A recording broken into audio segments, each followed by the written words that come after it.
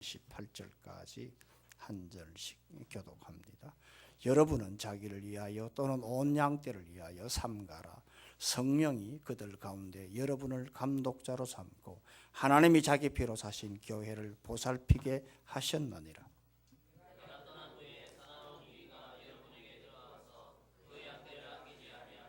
또한 여러분 중에서도 제자들을 끌어 자기를 따르게 하려고 어그러진 말을 하는 사람들이 일어날 줄을 내가 아노라.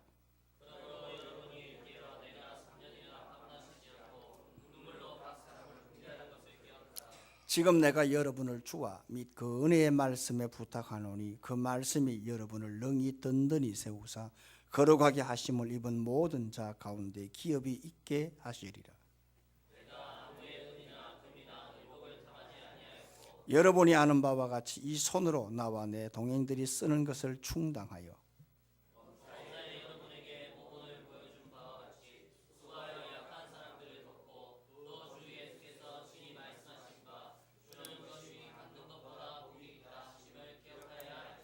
이 말을 한 후 무릎을 꿇고 그 모든 사람들과 함께 기도하니 다 같이요 다시 그 얼굴을 보지 못하리라.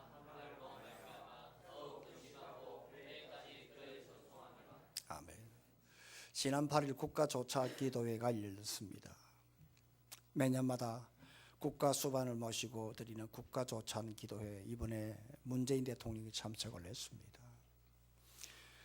우리나라 국가 수반인 문재인 대통령께서 이번 조찬기도회의 연설에서 두 분의 여자 전도사님을 소개를 했습니다. 한 분은 조수옥 전도사님이고 한 분은 우리가 잘 알고 있는 문중경 전도사님이십니다. 조수옥 전도사님은 해방 이전에 1938년도 삼천포 교회에서 여자 전도사로 재직을 하고 시무를 했습니다.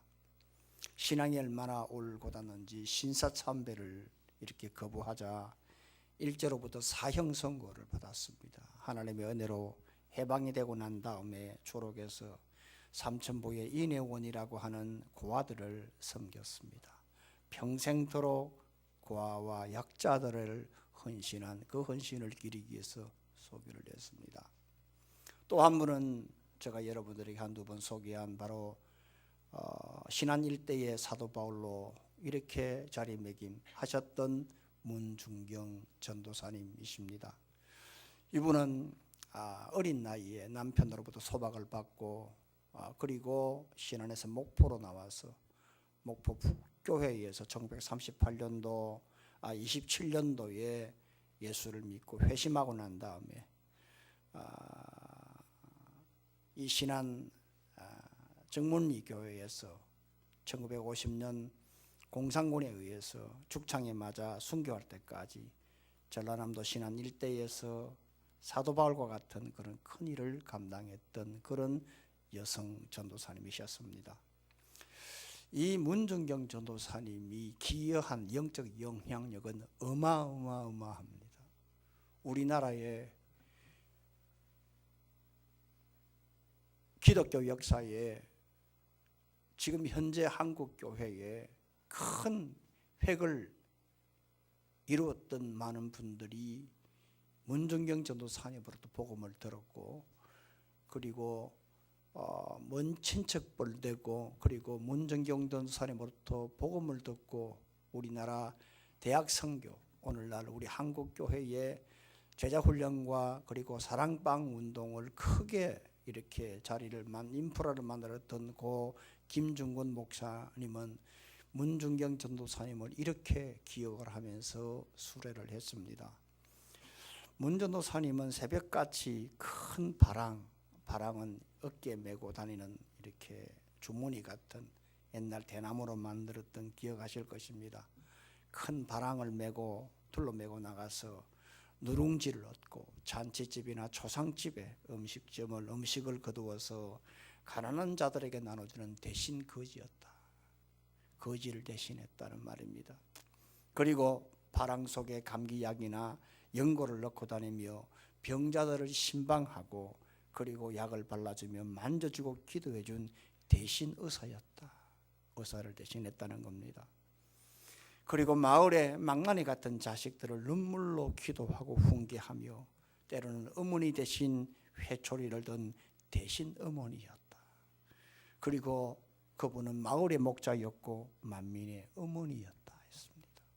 무엇보다 문정경 전도사님은 민물 때는 배를 타고 썰물 때는 12번 더 뻘밭에 빠진 그러한 고무신을 주워서 양손에 들고 그 신안 일대 뻘밭을 다니면서 그 섬 가운데 수많은 교회를 개척하고 설립해서 이 신안 앞바다에 1004개 천사의 섬이라 그럽니다.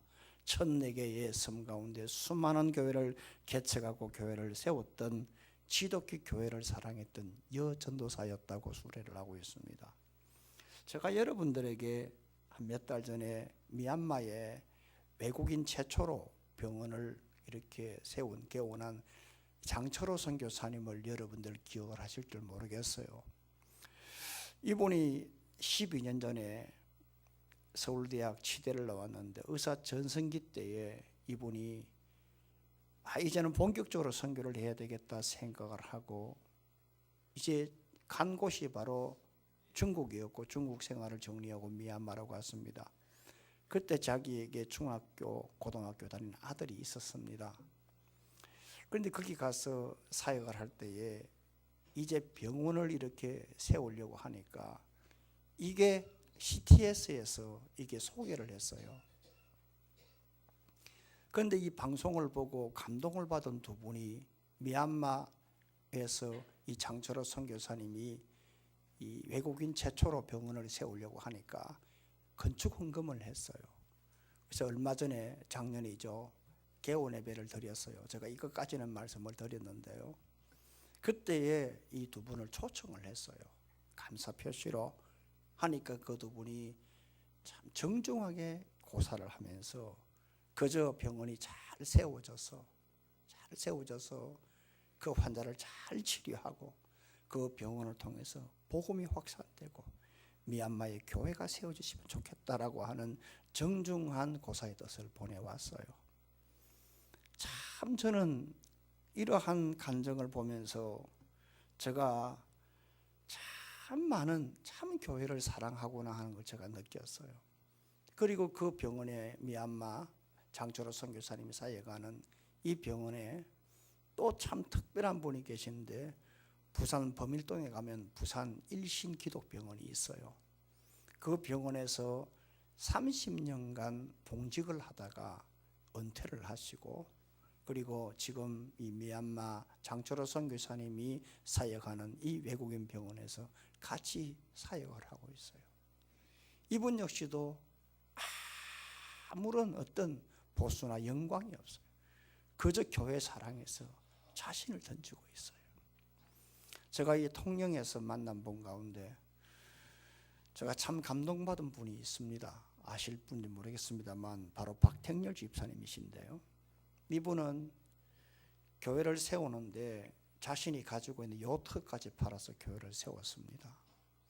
그리고 인도의 안희영 선교사님 우리가 협력하지 않습니까? 우리 안경만 목사님의 자제분인 안 목사님이 인도에서 사역을 하는데 거기에 헌금한 것만 해도 수천만 원입니다. 얼마 전에도 2천만 원을 또 보냈습니다. 한 달 전에.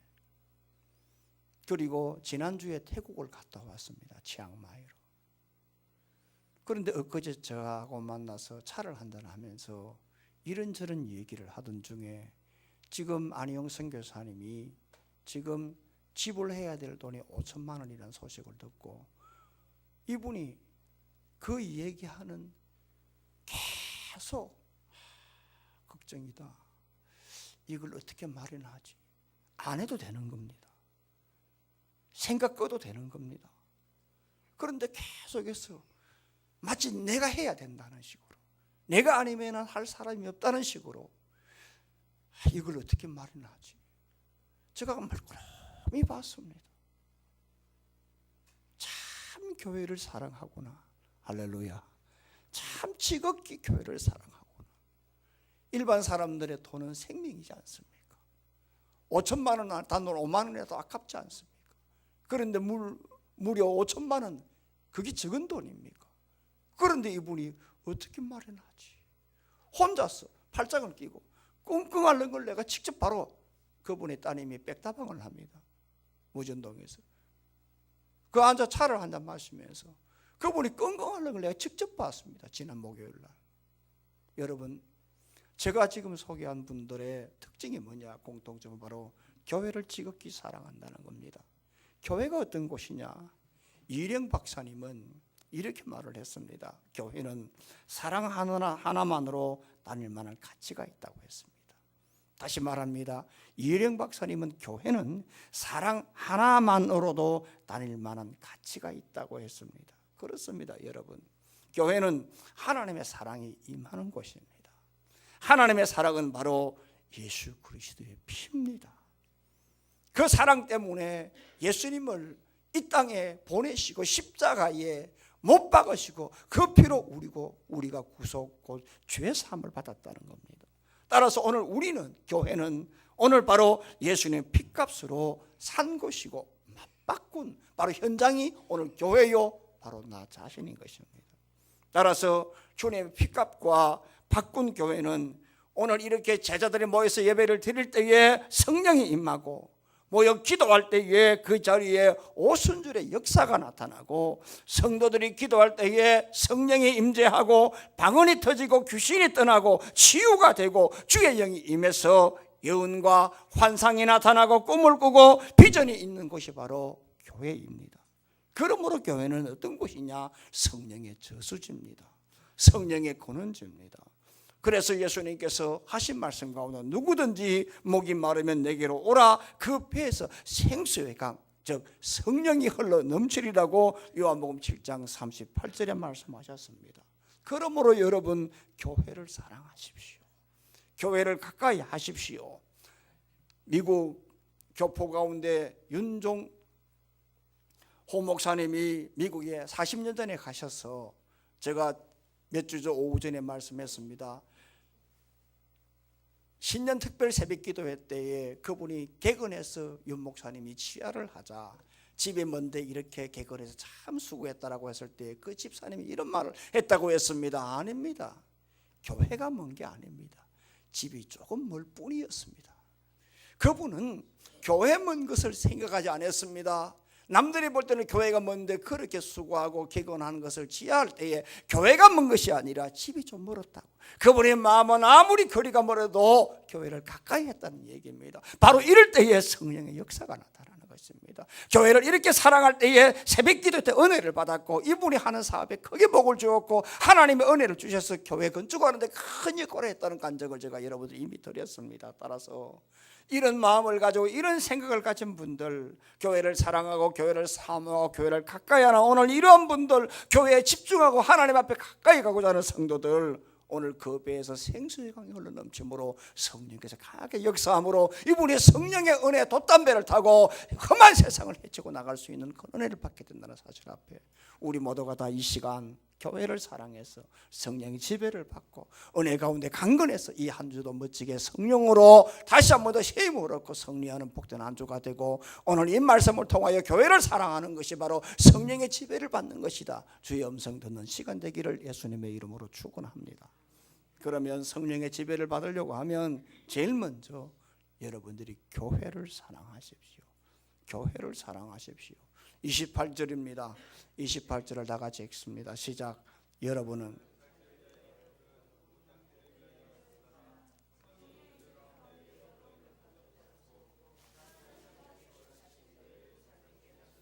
사도 바울은 참으로 착한 일을 넘치게 하고 싶은 선한 욕심을 가진 사도 중에 사도였습니다. 사도 바울이 예루살렘 교회로 갈 때에 그가 고난이 있음을 알고도 그가 그렇게 빨리 가려고 했던 그 이유가 두 가지라고 말씀을 드렸습니다. 빨리 가야 한다. 왜냐하면 예루살렘 교회에 지금 고난이 지금 있다. 예루살렘 교회에 지금 많은 이런 기아로 힘들고 어려운 형제들이 있다. 그래서 그동안에 마케도니아, 데살로니가 지역이나 빌립보 지역에서 모았던 연보 축복의 열쇠라고 했습니다. 그리고 저 아가야 지방인 고린도 지역에 있는 많은 성도들, 그리고 로마에 있는 교회들에게 많이 거두었던 이러한 연보, 이걸 모아서 빨리 가서 전달해야 되겠다고 하는 거예요. 그리고 또 한 가지가 뭐냐 하면 오순절 전에 빨리 가야 되겠다. 왜냐? 그 전에 도착해서 오순절에 많은 사람들이 이렇게 예루살렘 모였을 때 그분들에게 주 예수 복음을 전거해야 되겠다. 그래서 연보와 복음을 전가하기 위해서 그가 그렇게 자기가 가고 싶었던 인생 일대의 목회의 최고의 정점을 찍었던 에페소를 들리지 않고 밀레도에서 에페소 장로들을 불러서 마지막 부탁하고 있는 것이 지난주의 말씀이었고 오늘 말씀을 보게 됩니다. 지난주에 사도 바울이 에페소 장로들에게 이렇게 부탁을 한 세 가지가 있습니다. 18절에 뭐냐 하면 지난 3년간 내가 너희들에게 어떻게 복음을 전거했는가 너희가 알지 않느냐. 바로 이것은 자기의 목회의 족적이었고 우리 자신으로 보게 되면 바로 신앙의 족적이었습니다. 그래서 너희들도 내가 어떻게 살았는지, 어떻게 목회는 어떻게 신앙을 가졌는지 너희가 아니까 너희들도 나처럼 이러한 신앙의 족적을 남기라고 말씀을 했습니다. 그리고 19절 말씀을 보게 되면은 복음을 전할 때에 나를 그렇게 괴롭히던 유대인들, 나도 그들처럼 똑같이 그렇게 대응한 것이 아니라 나는 지난 3년간 참았다, 인내했다, 그리고 겸손했다. 그리고 난 다음에 내가 너희들을 위해서 눈물로 목회했다. 그러니 내가 떠나더라도 너희들이 장로로서 이 교회를 위해서 철저하게 어떤 일이 있어도 참아라. 어떤 일이 있어도 참아라. 그리고 절대로 자신을 드러내지 말고 십자가 밑에 감추어라. 그리고 난 다음에 어떤 일이 있어도 주님 앞에 눈물을 흘리면 주님이 재림하는 그날에 너희들은 눈물을 주님에게 담아 줄 것이다. 눈물로 호소하며 나 대신 너희들 이렇게 목회하라고, 교회를 섬기라고, 교회를 사랑하라고 말씀을 하셨습니다. 그리고 난 다음 24절 말씀 보게 되면 똑같이 자기가 성령에 매였다고 했습니다. 성령에 매였는데 예루살렘으로 가라는 것도 성령이요, 가면 고난이 있다는 건 성령인데 이럴 갈등이 있을 때에 그러나 그는 교회를 사랑하고 복음화를 위해서 로마 교회를 그가 가야만 하기 때문에 그는 고난을 자처하고 십자가를 메고 그리고 자기가 고난이 있음을 알고도 성령의 지배를 받고 올라갔다고 말씀을 했습니다. 그리고 난 다음 오늘 28절에 이 장로들에게 또다시 부탁하기를 뭐라고 하느냐 하면 28절의 말씀을 한번 보십시오. 여러분은 자기를 위하여 또는 온 양떼를 위하여 삼가라 했습니다. 여기에 양떼는 교회입니다. 예, 자기를 위하여 또는 양떼, 교회를 위하여 성도 한 사람 한 사람입니다. 이하여 삼가라라고 했습니다. 삼가라 이 말은 뭐냐, 프레세콘데 이건 주의하라, 집중하라, 관심을 가져라. 다시 말하면 양떼에게 관심을 가져라, 교회에 사랑하라 이 말입니다. 그리고 난 다음에 뭐라고 하냐, 성령이 그들 가운데 여러분을 감독자로 삼고, 감독자는 오늘 목사를 말하고 장로를 말합니다. 그런데 지금은 바울은 지금 에페소 장로들을 지금 말합니다. 교회 감독자는 누구냐? 장로를 말합니다. 그리고 오늘 이것은 오늘 우리의 성도들의 전체적인 메시지를 보게 되면 오늘 우리를 말합니다. 그래서 오늘 성령이 장로를 세웠다는 것입니다. 성령이 목사를 세웠다는 겁니다. 하나님께서 불러주신 것은 하나님의 역사지만 부르고 이끄는 분은 누구냐? 성령이라고 말씀을 합니다. 그리고 난 다음에 오늘 뭐라고 하느냐 하면 하나님이 자기 피로 사신 교회 했습니다. 교회는 어떤 곳이냐? 하나님이 자기 아들 예수 그리스도를 보내서 오늘 우리 대신 오늘 예수님의 십자가의 피값으로 오늘 맞바꾼 곳이다. 다시 사신 곳이다. 그의 속전으로 다시 새롭게 산 교회다. 이것이 바로 교회라고 말씀을 하고 있습니다. 그래서 이 교회를 보살피게 했다. 이 포이마이노 이 말은 뭐냐 하면 보살피다, 양을 치다, 돌보다, 치다, 지키다 이런 뜻입니다. 그러니까 한마디로 말하게 되면 어떤 말이냐면 예수님의 피값으로 바꾼 교회를 성령이 아무것도 아닌 너희를 불러서 장로로 삼았으니 장로된 너희들은 교회를 지극히 사랑하라고 말씀을 하고 있습니다. 아멘. 여러분 보십시오. 이 교회가 어떤 곳이냐? 예수님의 피값으로 바꾼 것이다. 그러니 예수님의 피값으로 바꾼 교회는 거룩해야 된다. 아멘. 거룩성입니다. 성성 가운데 거룩성이 제1입니다. 교회 거룩성이 무너지면 다 무너지는 것입니다. 교회 성성 가운데 거룩성, 이 거룩성, 예수님의 핏값으로 바꾼 이 교회를 너희들을 아무것도 제가 무슨 별 볼 일이 있습니까? 이 오석존회가 뭐 별 볼 일이 있습니까? 네? 뭐 학교 다닐 때 뭐 어린 누구처럼 새벽 기도를 갔습니까? 어떤 친구는 보니까 6학년 때부터 새벽 기도 갔다. 나 6학년 때 새벽 기도 안 갔어. 학교 다닐 놀기 좋아했어요. 친구 좋아했어요. 그런 어느 날 하나님이 나를 불렀어요. 아무것도 아닌 나를 지극히 사랑해서 불렀어요. 제가 미국 샤바나에 있을 때 하나님이 어느 날 새벽 3시에 나에게 음성 주었어요. 그날 나를 생생히 기억해요. 대성통곡을 했어요. 하나님 정리하겠습니다. 하나님 가겠습니다. 친구 좋아하고 만나고 시간이 있으면 예배당 가서 기도했던 나를 하나님이 불쌍해 보시고 한국도 아닌 저 멀리 미국 동부 쪽에 있는 그 병원에서 주립병원에서 나를 불러주셨어요. 두 손 들고 하나님 앞에 나오니까 하나님께서 나를 이렇게 목사로 만들어줬어요. 불러주시고 하나님이지만 이끄신 분은 성령이요. 아무것도 아닌 나이를 예수님의 핏값으로 바꾼 이 거룩한 교회를 감독자로 삼고 목사로 삼고 장로로 집사로 삼았으니 이 교회를 어떻게 해야 되느냐? 이 양떼를 삼가라. 이 교회에 관심을 가져라. 교회 사랑하라. 왜 바울이 이렇게 말을 했냐? 자기의 인생을 돌아보니까 자기가 핍박자요 괴수 중에 괴수했던 자기를 성령께서 역사했어. 완전히 하나님의 역사로 성령으로 오늘 자기 자신을 인생을 완전히 이노베이션 혁명을 시키고 난 다음에 자기를 사도로 불렀어.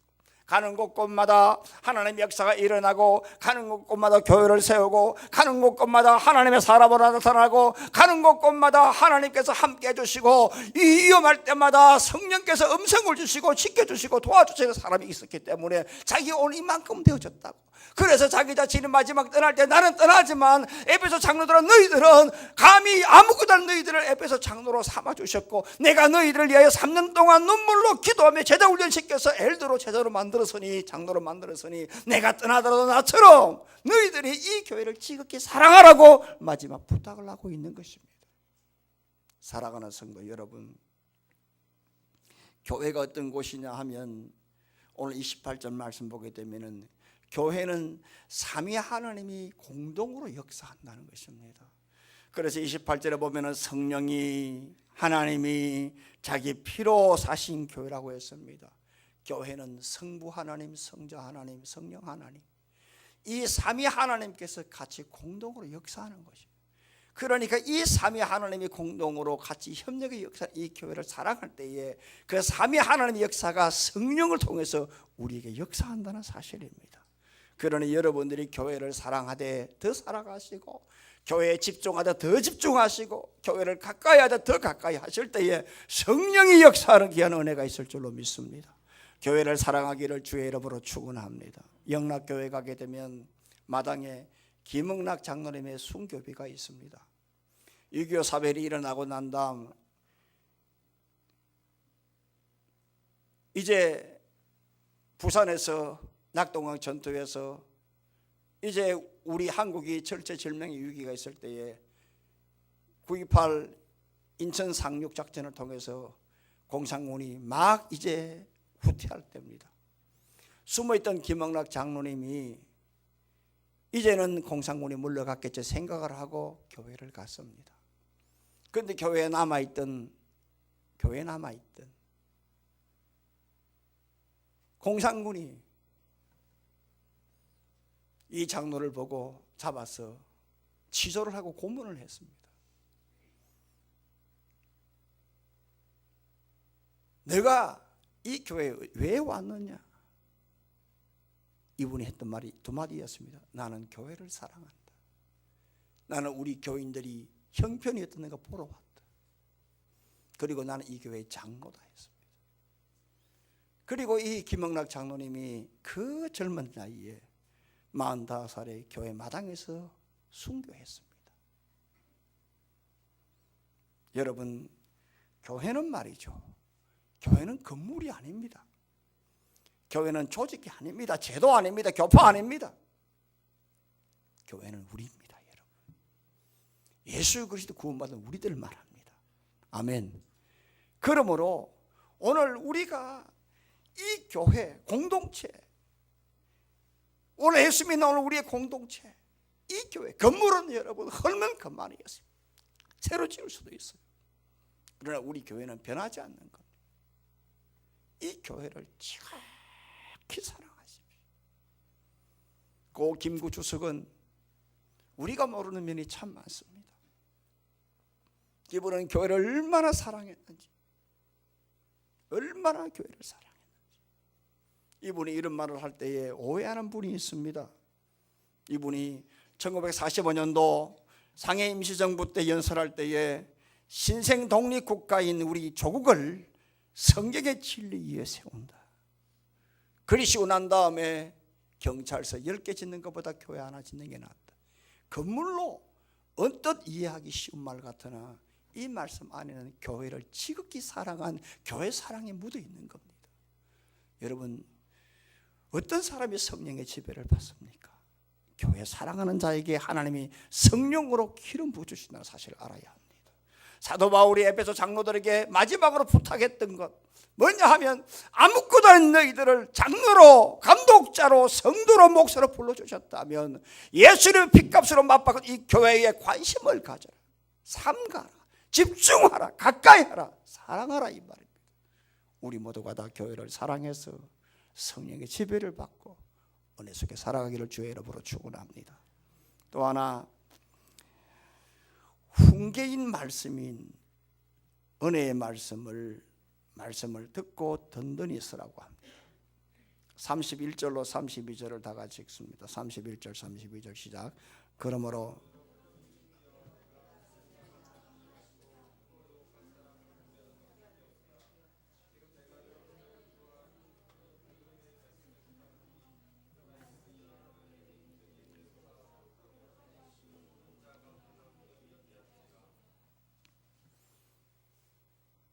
성경을 읽을 때 왜 이래 중구난방입니까? 32절만 똑같이 시작. 지금 내가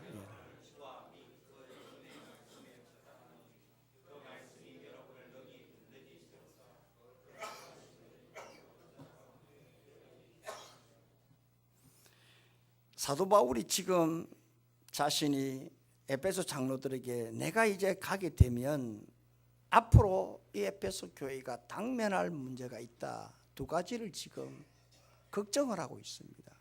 하나는 뭐냐 하면 19절 29절 보면 사나운 이리들이 들어올 것이다. 사나운 이리들이 여러분들에게 들어올 것이라고 했습니다.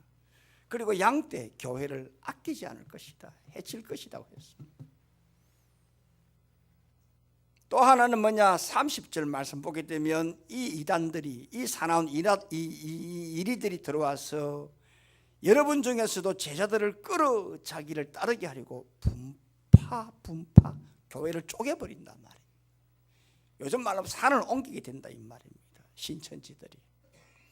그리고 어그러진 말을 하는 사람들이 일어날 줄을 내가 아노라 했어요. 그러니까 교회 내가 떠나게 되면 이 교회 분명하게 사나운 이리들 들어온다. 그리고 이것들을 통해서 교회 쪼개진다. 그러니까 너희들이 훈계의 말씀인 이 말씀을 기억하고 오늘 은혜의 말씀 위에 든든히 서서 있을 때에 교회가 흔들리지 않는다.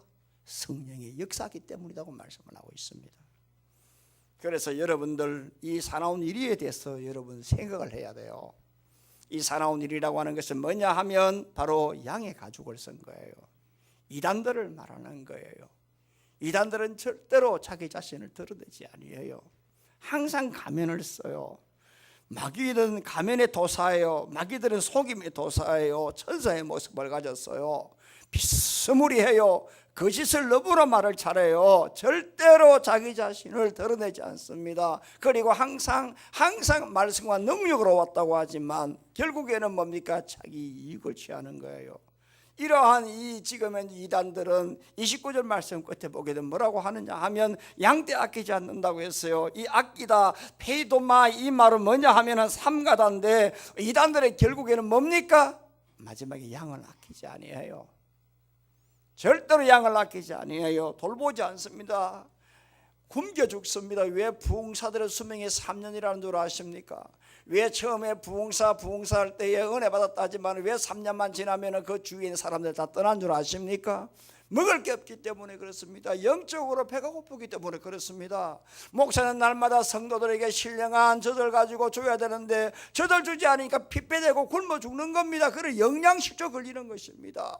그런데도 따라다니는 사람은 거기에 완전히 획가닥한 사람들입니다. 혼이 빠진 사람들입니다. 거기 바로 오늘날 이단입니다. 그런데 이단들은 양들이 굶어 죽어도 신경 안 씁니다. 가든지 말든지 모르는 것입니다. 병들어도 신경 안 씁니다.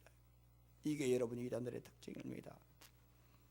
여러분 정말로 바울의 염려대로 바울이 떠나자 에베소 교회에 누가 들어오느냐? 가만히 들어온 자, 갈라디아 교회에 말한 그대로 거짓 사도, 거짓 선지자들, 거짓 선생 들어왔습니다. 그리고 난 다음 이들이 니골로당 이단을 만들어서 교회를 쪼개버렸습니다. 바울이 예측한 그대로입니다. 그래서 30절에 뭐라고 하느냐 하면 오늘 이 어그러진 말로 완전히 교회를 쪼개는 오늘 이것이 현실화된 것입니다. 그렇기 때문에 사도 바울이 뭐라고 하느냐 31절에 이렇게 말을 하지 않습니까?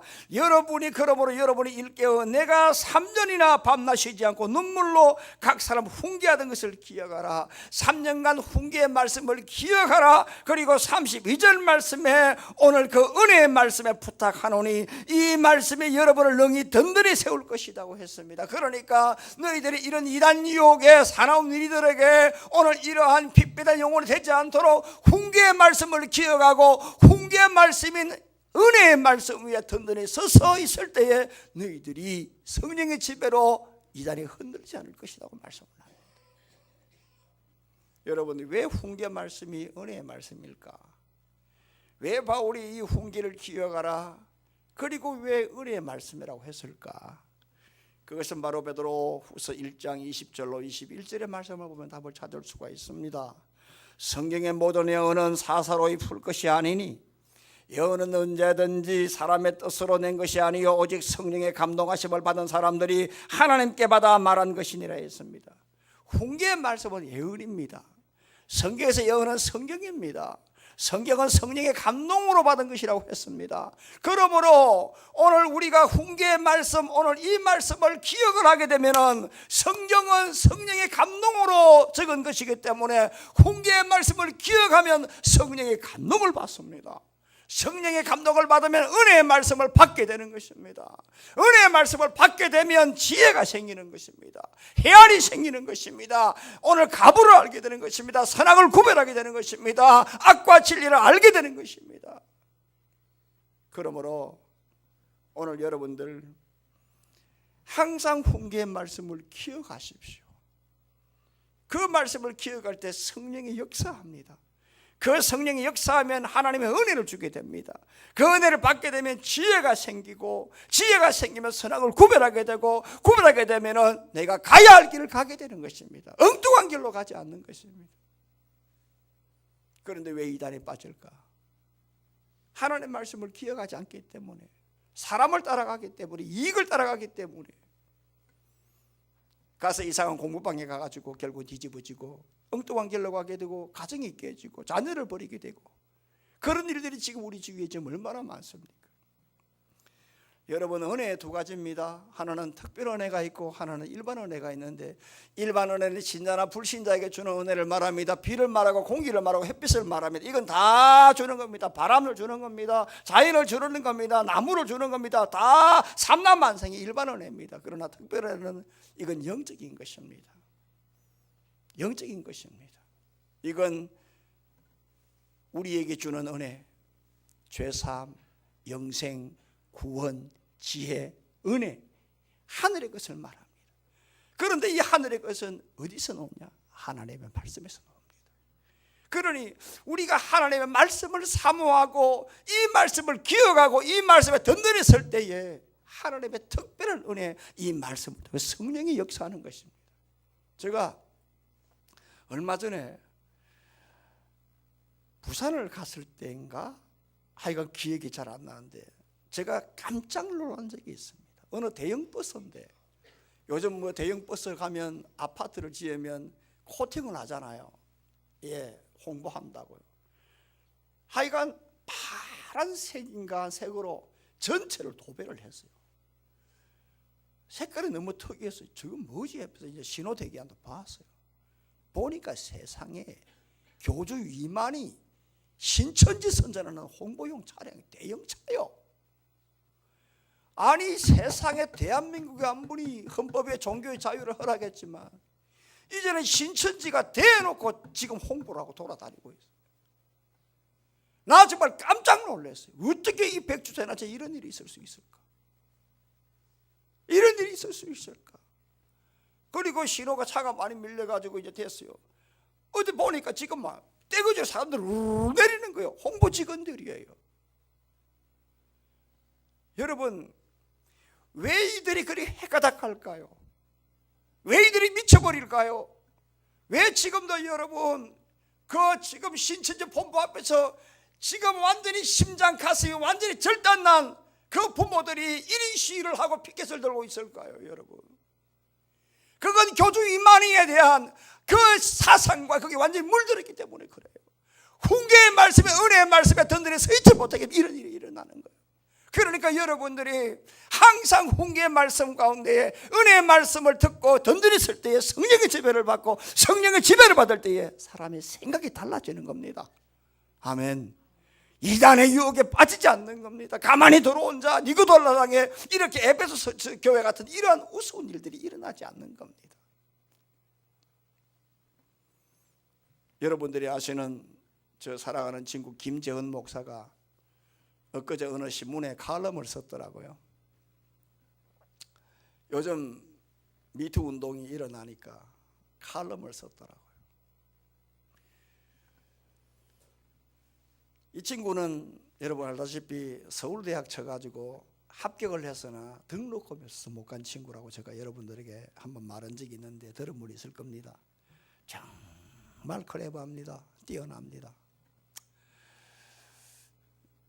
이 친구가 옛날 전도사 시절에 부산 동삼동에서 교회 쪼개져 나왔을 때 그 교인들이 좀 같이 목회하자고 같이 사역하자고 교회 좀 해달라고 전도사 시절에 담임 전도사로 갔어요. 3년 만에 교회가 100명 되었어요. 그 교회가. 그런데 목사 청빙을 왜 성찬을 못하니까 목사 청빙을 하자.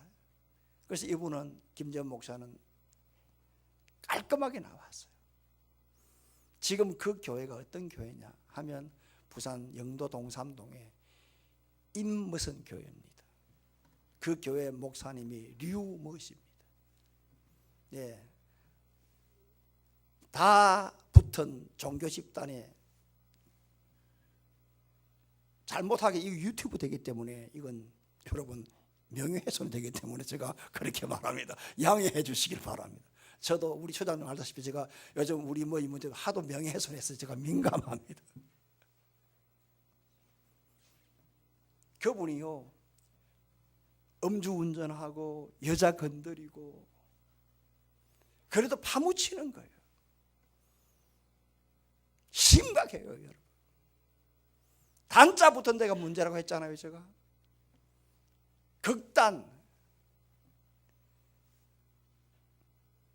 그 다음 교단.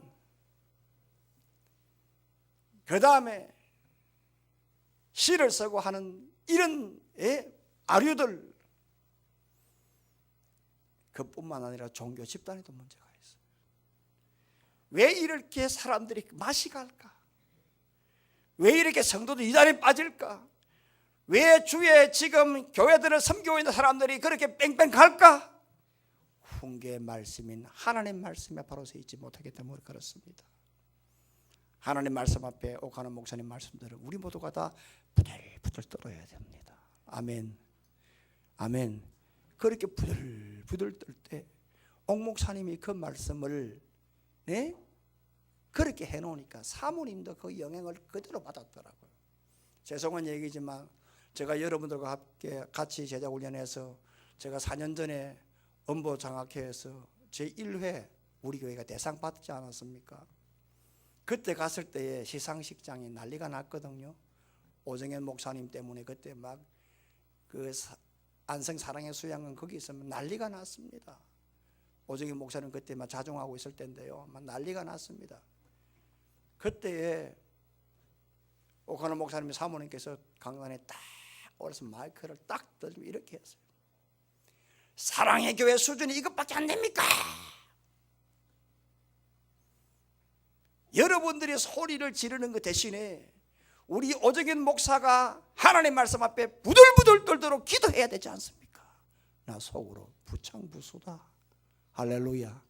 옥 목사님이 날 입만 열면 말씀 앞에 부들부들 떨어야 된다 했거든요.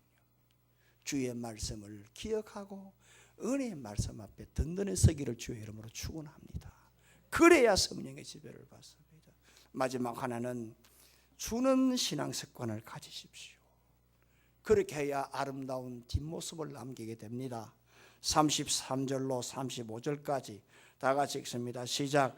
내가 아무의 은이나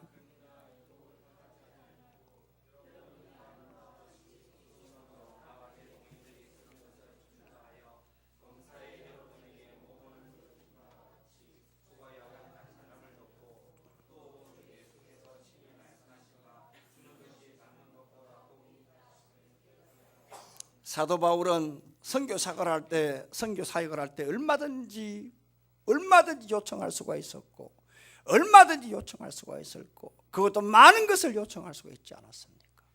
왜? 타의 추족을 불허했으니까. 그만한 일을 했으니까. 그만큼 또 욕을 할 수 있었고 많은 인프라를 가지고 있었고 그에게 은혜를 많이 받을 수 있었으니까. 은혜 받은 사람 많았으니까. 그런데 33절 보면 내가 아무의 은이나 금이나 의복을 탐하지 아니했다. 34절 보니까 여러분도 아는 바와 같이 이 손으로 나와 내 동행하는 것을 쓰는 것을 충당했다. 자비령했단 말입니다. 스스로 자비령했단 말입니다. 그런데 35절 말씀 보십시오. 오늘 사도 바울의 목회 철학은 1대1이잖아요. 한 사람 철학이잖아요. 그런데 그 한 사람조차도 뭐냐 하면 수고하여 약한 사람들을 돕고 했습니다. 사도 바울은 단 한 푼도 자기 자신이 후원을 요청하지 않았습니다. 자기 스스로 벌어가였습니다. 그리고 사역을 하더라도 단 한 사람이라도 약하고 병들고 수고하고 애쓰고 힘들고 어려운 어눌진 사람들, 그늘진 사람들에게 자신의 모든 걸 바쳤던 인생이었습니다. 왜냐하면 주는 것이 받는 것보다 복이 있다는 것을 알았기 때문입니다. 그래서 그는 항상 파이프라인이었습니다. 거두었습니다. 마케도니아 지역에서 아까 헌금을 모았습니다. 그리고 어떻게 하든 예루살렘 교회가 어려우니까 빨리 전달하려고 그렇게 빨리 갔던 것입니다. 빨리 가서 자기가 수고하고 예루살렘이 넘치게 했으나 그 수고와 비일 앞에 자기의 수고는 조금도 드러내지 않았습니다. 나는 일 많이 했다. 아닙니다. 나와 함께 하신 하나님의 은혜라고 생각을 했습니다. 사도 바울이 이렇게 항상 주는 신앙, 주는 모습으로 살았기 때문에 얼마나 그 뒷모습이 아름다웠던지 25절 말씀에 이미 이야기했습니다. 내가 떠나면 다시 못 볼 것이다 하는 이 말 때문에 지금 이 사도 바울이 마지막에 이 에베소 장로들과 무릎을 꿇고 기도하며 이 헤어질 때 그들이 사도 바울의 뒷모습을 보고 그렇게 울었다는 그 장면이 오늘 이렇게 20장으로 마지막으로 이렇게 마무리가 됩니다. 어떤 성도가 여러분 성령의 지배를 받고 살아갑니까? 받는 사람요? 아닙니다. 이건 거짓입니다. 주는 사람이 성자입니다. 마음에 감동이 있을 때 하나님께서 내 마음에 은혜를 주실 때 손을 펴보십시오. 하나님께서 우리 마음에 얼마나 감격을 주는지를 모릅니다. 얼마나 은혜를 주는지를 모릅니다. 그리고 하나님께 드리면 최소한 여러분 꽃배기 이상의 복을 하나님께 주십니다. 그래서 주는 자가 받는 자 복이 있다고 하는 겁니다. 며칠 전에 한국에서 귀한 분 미국에서 초청을 했습니다. 일과 영성의 저자인 팀 켈러 목사님이 오셨는데요. 이 팀 켈러 목사님은 많은 책을 이렇게 저서를 했고요. 그리고 저도 그분의 책을 많이 보았습니다만 많이는 보지 못하고 한 몇 권 보았습니다만 요즘 사역자들에게 많은 영적인 어떤 그런 영성과 지성을 주고 있는 분입니다. 크게 영향력을 주고 있습니다. 그래서 이분이 지금 양재동 횃불센터 회관에서, 그리고 얼마 전에 며칠 전에는 그 장중체육관에서 부콘서트를 하고 그랬습니다. 이분이 유명하게 된 것은 다른 게 아닙니다. 이분이 미국 맨하탄에서 교회 없이 개척을 했습니다. 교회 건물 없이 했습니다. 한 50여 명 했습니다. 그런데 지금 5천 명입니다. 미국 맨하탄에서 5천 명 같으면 우리 한국으로 보게 되면 한 50만 명 된다고 보면 됩니다. 여러분, 뉴요크 얼마나 뺀질이고 세계 다문화 인종 다 모여 있는 곳이 뉴욕이죠. 그것도 제일 다운타운 맨하탄 아닙니까? 허드슨 강에 있는 그 맨하탄 아닙니까, 여러분? 이 팀 켈러 목사님이 이런 말을 했습니다.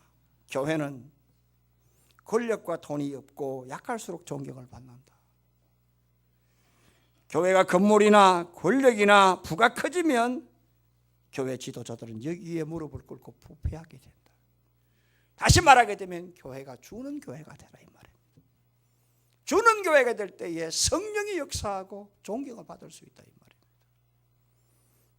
이분은 기자가 이렇게 물었습니다. 목사님, 교회를 더 키울 생각 없습니까? 했을 때 단 한 번에는 노라고 했습니다. 내가 은퇴할 때까지 교회를 3개 더 풀립하는 것이 나의 지금 생각이다. 그리고 내가 은퇴하더라도 앞으로 12년 동안 교회를 12개 더 풀립하는 것이 나의 지금 기도 제목이다. 왜냐하면 복음 전하는 데는 큰 교회 하나보다 작은 교회 10개가 더 나으니까 였습니다. 이분의 철학은 뭐냐? 주는 자가 되라고.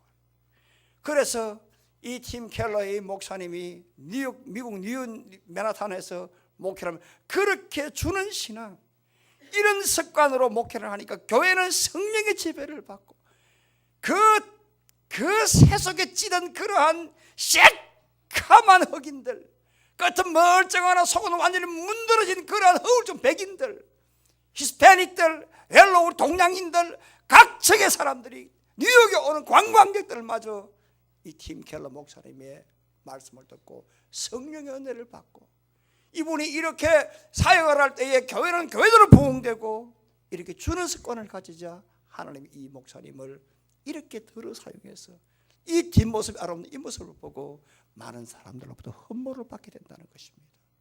사랑하는 성도 여러분, 교회는 어떤 곳인가? 교회는 주님의 사랑이 있는 곳이다. 그래서 이혜령 박사님은 교회는 사랑이 있기 때문에 사랑할 만한 가치가 있다고 했습니다. 다닐 만한 가치가 있다고 했습니다. 그러므로 여러분들 교회를 사랑하십시오. 정말 교회를 사랑하시고, 그리고 훈계의 말씀에는 은혜의 말씀을 듣고 든든히 서십시오. 그리고 여러분들이 무엇보다도 받는 것보다, 이렇게 손을 움키는 것보다 주는 습관, 손을 펴는 신앙 습관을 가질 때 성령이 우리를 지배하시고 통치할 줄 믿습니다. 이런 은혜 속에서 이 한 주도 멋지게 승리하시기를 예수님의 이름으로 축원합니다. 살아계신 하나님 아버지요, 은혜와 사랑